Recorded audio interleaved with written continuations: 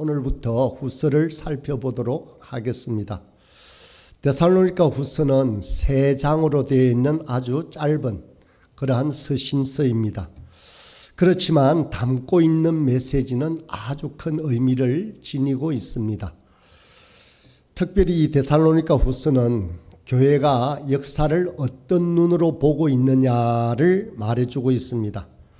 성경과 교회는 역사가 순환되어지고 반복되어진다고 하는 원으로 보지 않습니다. 세상에는 반복되는 것이라고 윤회를 주장하는 견해들도 많이 있습니다. 그런데 교회는 결코 그렇게 보지 않습니다. 창조가 있는 것처럼 시작이 있고 또 그 시작이 있는 것처럼 반드시 마침이 있을 거라고 가르칩니다. 역사에 대한 성경의 관점은 직선입니다. 원이 아니라는 것이죠. 시작이 있고 마침이 반드시 있습니다. 재림이 있고 재림을 통한 완성이 있고 종말이 올 것이다 라는 것을 가르칩니다. 이것이 바로 역사를 바라보는 우리 교회의 시각입니다. 저와 여러분은 이 땅에 살면서 그 완성이 우리에게 완전히 이루어지기를 기다리며 살아가는 성도들입니다. 우리는 이 땅에서 아무리 무언가를 이루어도 그것이 불완전한 것임을 우리는 잘 알고 있습니다. 그래서 우리는 완성이 주어지는 종말을 사모하며 살아가는 것입니다.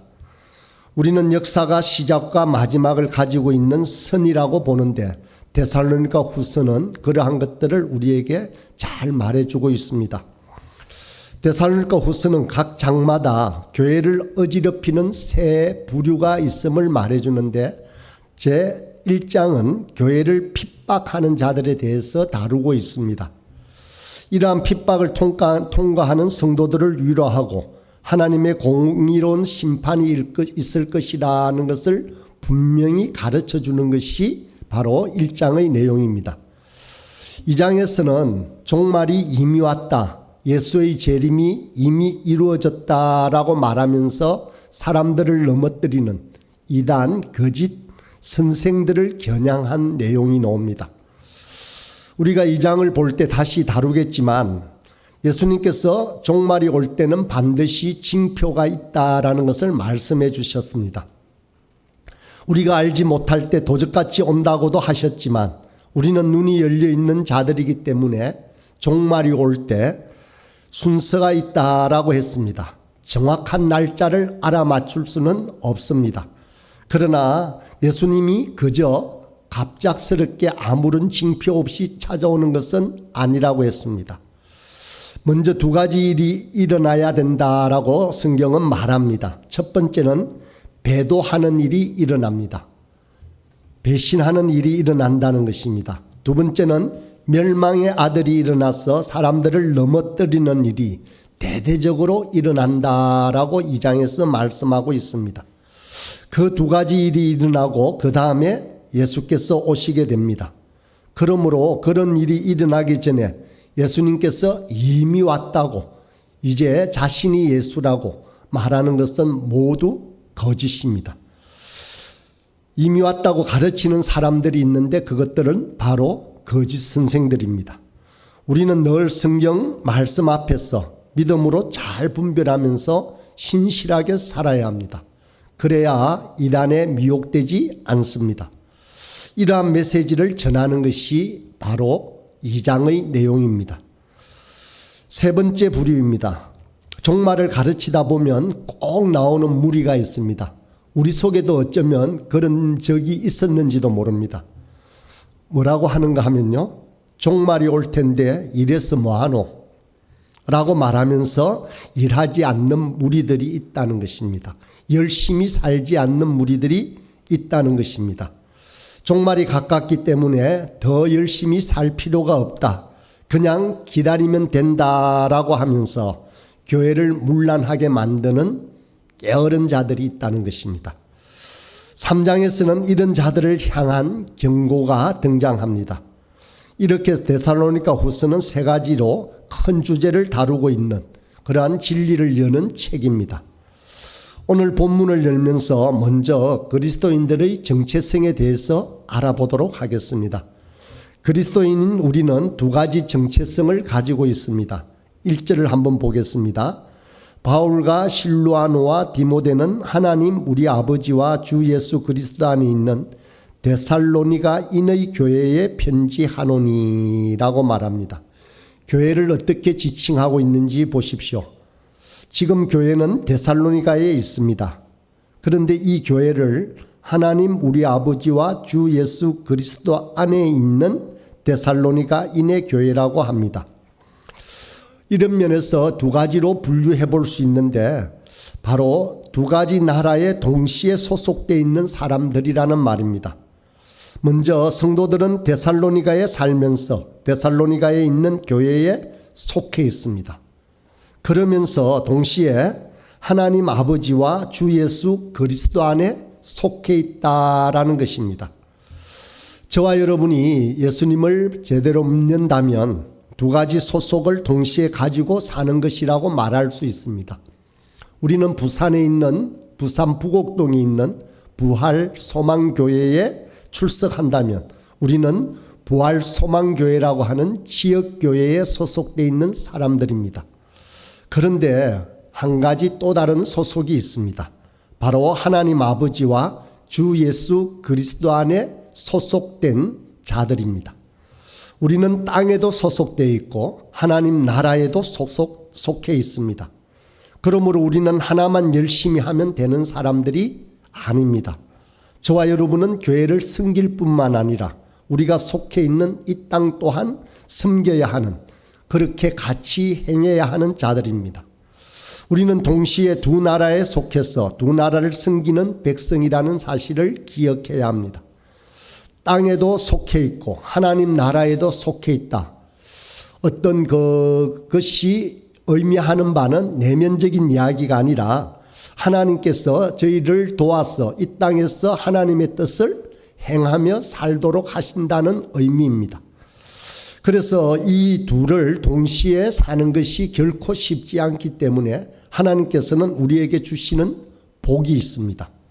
그런 우리를 돕고 격려하기 위해서 하나님 주시는 복과 선물이 있는데 그것이 2절에 나옵니다.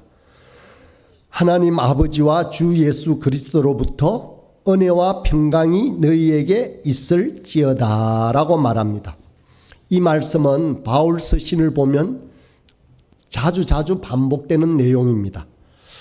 세상을 살아가면서 동시에 하나님 나라의 백성으로 살려고 하는 우리에게 주시는 하나님의 선물과 격려는 바로 이 은혜와 평강입니다. 우리는 전서에서도 또 기타 서신서에서도 아주 자주 이 은혜와 평강의 말씀을 찾아보고 공부했었습니다. 그렇지만 몹시 중요하기 때문에 다시 한 번 더 생각해 보겠습니다. 은혜는 아무 자격 없는 사람들을 위한 하나님 아버지의 귀하신 선물입니다. 자격과 조건을 구비하지 못한 존재들에게 하나님이 풍성한 선물을 관대하게 베풀어 주시는 것을 바로 은혜라고 하는 것입니다. 은혜라는 진리는 그저 저와 여러분에게 듣기 좋도록 해주는 말에 그치지 않습니다. 로마서 5장 21절을 우연히 보다 바울은 이렇게 말하고 있는 것을 찾았습니다. 이는 제가 사망 안에서 왕노릇한 것 같이 은혜도 또한 의로 말미암아 왕노릇하여 우리 주 예수 그리스도로 말미암아 영생에 이르게 하려 함이다 라고 말합니다. 세상에는 질서가 있다는 것입니다. 제가 왕노릇하는 질서가 있습니다. 그런데 하나님께서 우리에게 다른 질서를 주셨습니다. 그것은 바로 은혜가 통치하는 질서입니다. 여러분과 제가 살고 있는 세상은 죄와 사망이 왕노릇하는 곳입니다. 그렇지만 우리가 속한 하나님 나라는 은혜가 의를 통치하고 왕노릇하는 질서입니다. 성도들의 눈이 열리지 않는 것 중에 하나는 바로 이 은혜에 감격하지 않기 때문입니다.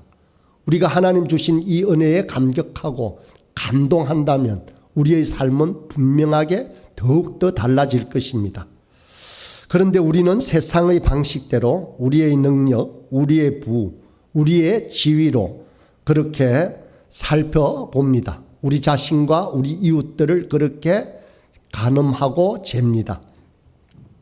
오직 하나님이 우리에게 허락하신 그리스도를 통해 바라보아야 하는 것이 성도로서의 바른 자세입니다. 자격이나 공로나 능력에 근거해서 나를 보거나 이웃을 봐서는 아니 된다는 것입니다.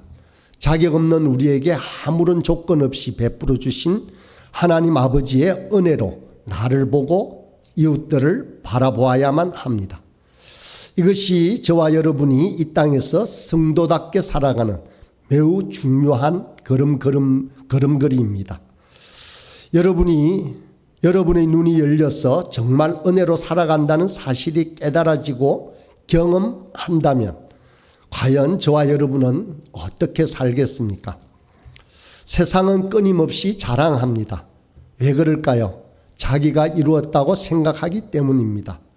그런데 성도들은 그 모든 것이 은혜로 받은 것이라고 그렇게 믿기 때문에 자랑할 만한 것이 자신에게는 없다고 생각합니다. 다 주님에게 받은 것이라고 생각하기 때문에 섬기고 종이 되고 낮아지고 희생하려고 합니다. 하나님의 은혜에 눈이 열리면 자랑할 것이 없어진다는 것입니다. 다 받은 것인 줄 알기 때문에 잠시 서도록 주신 것인 줄 알기 때문에 주신 것을 가지고 남을 유익하게 하고 남을 잘 섬기는 다른 눈을 가지게 된다는 것입니다.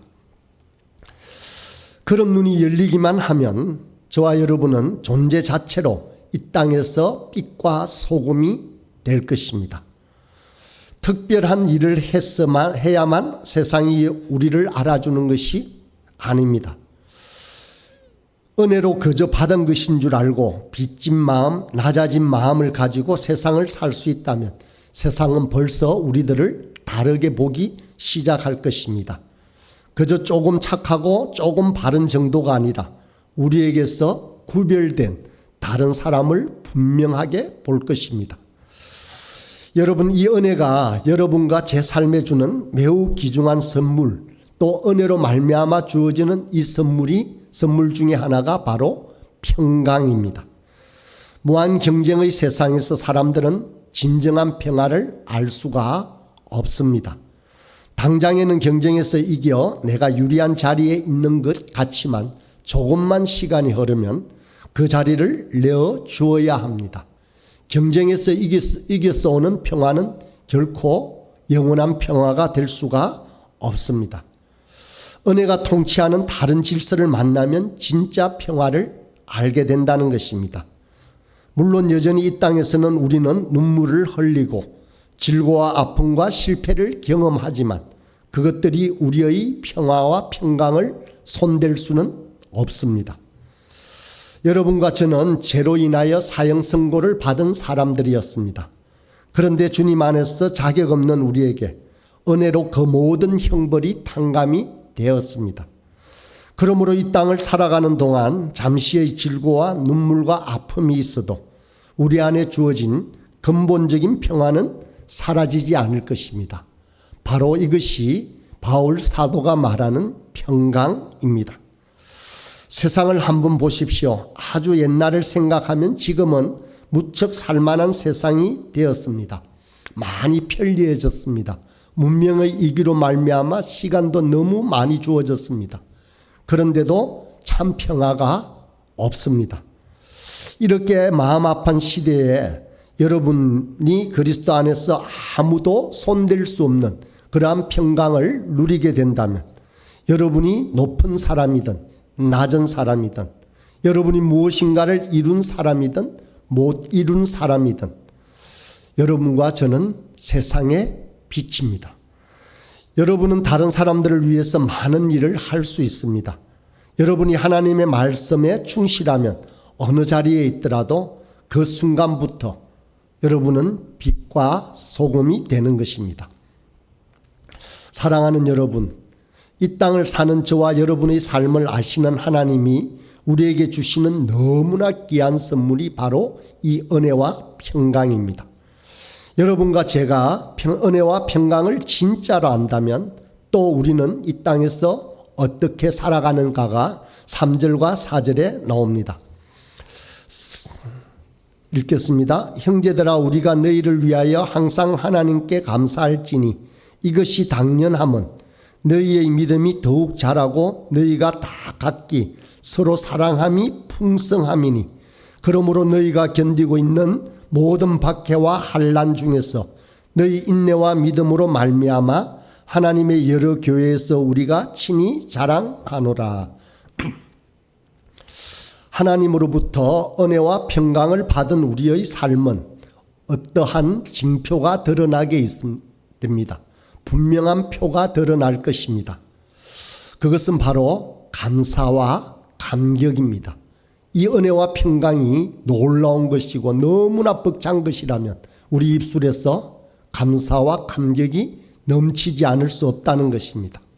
그래서 바울은 내가 너희를 생각할 때마다 하나님 앞에 감사하는 것이 당연하다라고 합니다. 저와 여러분은 이렇게 말하십니까? 나는 감사하지 않을 수 없는 사람입니다. 나는 감사하는 것이 당연한 존재입니다. 감격하고 눈물 흘릴 정도로 기뻐하며 감사하는 것이 나에게 당연한 삶의 방식이라는 말을 우리의 입술로 하십니까? 우리가 은혜를 알고 경험하기 시작한다면 당연히 이런 고백들이 감사와 감격의 고백들이 있게 될 것이라는 것입니다. 그런데 본문에서 바울이 감사를 하고 있는데 누구에게 하고 있습니까? 데살로니가 성도를 향해서 감사하다라고 말하고 있지 않습니다. 바로 하나님께 감사하고 있습니다. 우리의 감사와 우리의 감격의 대상은 바로 우리 주 하나님이십니다. 그런데 바울은 이렇게 생각할 수도 있지 않겠습니까? 내가 엄청 고생하면서 이 데살로니가 사람들을 길러놨더니 이들이 아주 잘 살아주어서 정말 감사하다라는 생각을 할 수도 있지 않겠습니까? 은근슬쩍 자신의 공로를 끼워 넣을 수도 있지 않겠습니까? 그런데 바울은 결코 그러지 않습니다. 바로 하나님에게 감사합니다. 이와 같이 영광과 감사는 하나님께만 합당한 것입니다. 거기에 저와 여러분이 들어가서는 아니 됩니다. 하나님 한 분께만 영광을 돌리려고 하지 않고 자기를 영화롭게 하려는 어리석은 자들이 많은 세상입니다. 은혜를 모르는 것입니다. 지금 우리는 자격 없는 자에게 일한 것이 없는 자에게 베푸시는 하나님의 관대하심을 이야기하고 있습니다. 하나님께 감사하고 하나님 한 분만 영화롭게 하고 하나님께만 영광을 돌리려고 하는 그런 몸부림들이 이전에 비해서 참으로 오늘날 세대는 많이 줄어들고 있는 것이 사실입니다. 바울이 데살로니가 성도를 보면서 그렇게 기뻐하고 자랑스러워하면서도 하나님께 감사드리는 이유가 무엇입니까? 그들이 특별한 능력이 있어서 그렇게 산다고 보지 않기 때문입니다.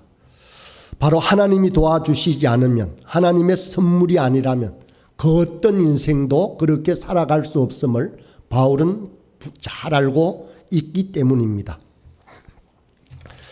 이제 바울은 감사의 제목 두 가지를 말하고 있습니다. 바울의 감사 제목 두 가지가 무엇인지를 먼저 다시 3절을 읽어보겠습니다. 우리가 형제들아 우리가 너희를 위하여 항상 하나님께 감사할지니 이것이 당연함은 너희의 믿음이 더욱 자라고 너희가 다 각기 서로 사랑함이 풍성함이니. 데살로니가 전서에서도 편지의 시작은 이렇게 감사하는 제목이 믿음의 역사와 사랑의 수고와 소망의 인내라고 해서 그렇게 감사했습니다. 이제 1년이 채 지나지 않아서 9개월이 정도 되어서 다시 쓴 편지가 데살로니가 후서입니다. 이 데살로니가 후서에도 바로 감사하는 제목이 그들의 믿음이 자라고 사랑이 풍성해졌기 때문에 감사한다라고 합니다. 믿음과 사랑과 소망으로 시작한 그 감사가 후서에는 그것이 믿음이 더 자라고 사랑이 더 풍성해졌다라는 것이죠. 그래서 바울의 첫 번째 감사 제목이 바로 이것입니다. 데살로니가 교회는 예수를 믿은 지 정말 얼마 안 되는 어린 교회였습니다. 이 어린 교회에 수많은 복음의 아름다운 특성이 묻어나서 바울이 감사하는 것이 데살로니가 전서였는데 후서에 오자 그 아름다움이 더 자라고 풍성해져서 감사하다라고 하는 것입니다. 우리 부활소망교회도 마찬가지로 이런 감사의 제목을 가지고 있습니다. 우리 교회는 이제 막 시작한 개척교회입니다. 각 개인의 신앙 연륜은 오래되었을지라도 공동체로 시작된 나이는 아직 어립니다. 그렇지만 믿음의 역사와 사랑의 수고와 소망의 인내가 가득해서 정말 감사가 넘치는 교회입니다. 우리는 서로 이 사랑과 그리고 믿음과 사랑과 소망으로 인해서 감격하는 한날 한날들을 보내고 있습니다.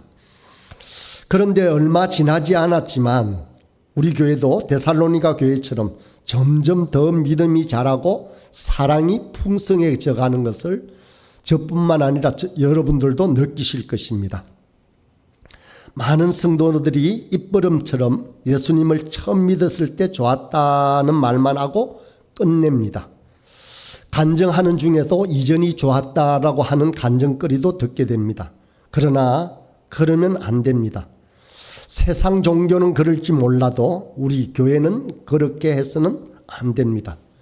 여러분의 어제와 오늘이 다르고 여러분의 1년 전과 1년 후가 다르고 여러분이 예수 믿은 처음과 10년 후가 달라야 성경이 말하는 영생이라는 말에 의미가 있습니다.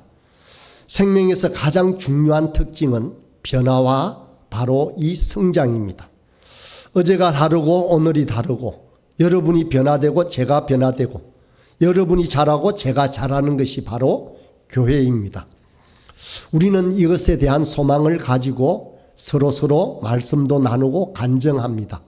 우리는 우리의 성장에 대해서 큰 희망을 품고 소망을 품고 살아가고 있습니다. 새벽마다 저는 이렇게 기도를 합니다. 하나님, 제가 변하지 않으면 우리 교회의 변화는 불가능합니다. 제가 중요해서가 아닙니다.